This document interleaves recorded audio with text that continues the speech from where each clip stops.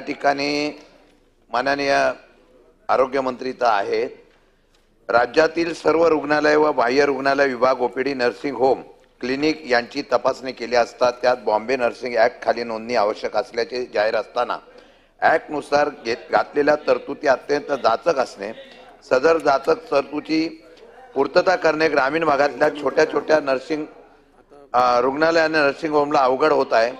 शासकीय आरोग्य विभागातून होत असलेल्या तगादामुळे 70% रुग्णालय बंद होण्याच्या मार्गावर असून याचा परिणाम आरोग्य यंत्रणेवर होत आहे. याबाबत ठोस निर्णय घेऊन बॉम्बे नर्सिंग ॲक्ट मधून ग्रामीण शहरी भागातल्या छोट्या रुग्णालयांना यातून वगळण्यात तातडीने कारवाई करावी अशा प्रकारचा मी औचित्य मांडत आहे. मी एवढंच मंत्री महोदय आपल्याला सांगणार आहे की ग्रामीण भागामध्ये 5-5, 10-10 बेडची जी रुग्णालय आहेत हे जर नवीन नियम लागला तर सगळे बंद होतील आणि गरिबांना सेवा करायला अडचण होईल. याचा विचार करून तोपर्यंत कारवाई करू नये आणि फेर विचार करून या संदर्भातून मार्ग